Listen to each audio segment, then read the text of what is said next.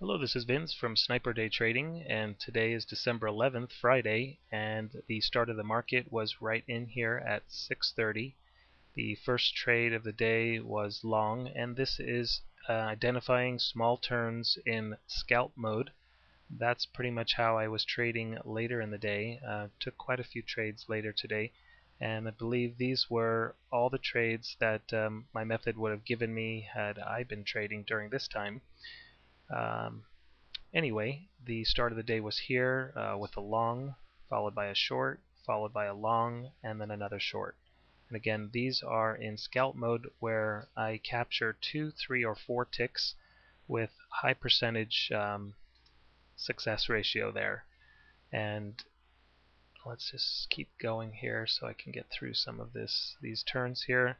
It's the fifth trade here just before 7. There's an add-on trade up here right before 7 o'clock there again. A short trade just after 7. Small counter trend, trade long, followed by a continuation trade short.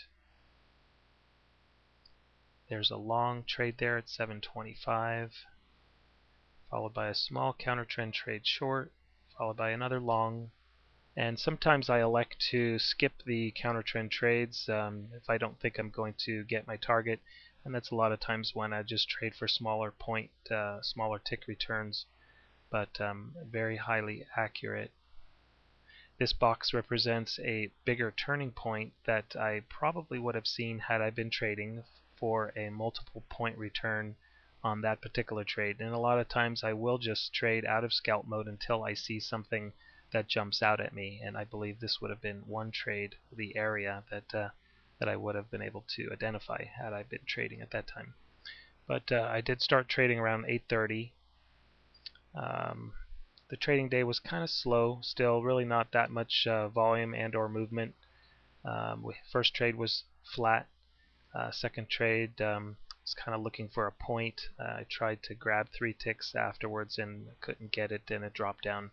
This trade was for a loss of 3 ticks, and that's usually about the maximum I trade when I'm in scalp mode. I usually only like to risk 3 ticks, although sometimes I may have I usually start out with 4 as a basic safety net, but usually I'll not usually go beyond 3, and or sometimes just I'll take -2 or -1 if I start to lose the edge. So the next trade was for a point, half and half. There was no additional follow through here. Next trade was long for a half, and then I did see higher prices in here, and say I got a little excited or a little anxious and re-entered too soon. I did have to pull my stop down an extra tick down here to weather this pullback. I didn't really like doing it, although I thought it was worth a shot. Anyway, I would have liked to have entered right here, but that didn't happen. The trade still worked out okay. Did have this as a tentative target. Next trade was flat. This was taking a long time, took about 10 minutes, and I just had a half a point objective, and I would have gotten it had I waited it out, but I couldn't stand the wait there. Anyway, re-entered long here for a half, put myself into a break-even situation, plus a half, minus a half. My stop held, and 1 3/4 points there was the higher objective target there for me. Next trade was flat for flat. Yeah, the next trade after that was long for a half, and up here I went short for this point and a half, and then for 1 point. Took a break actually in between here. Yeah, this was about a half an hour's trade in here.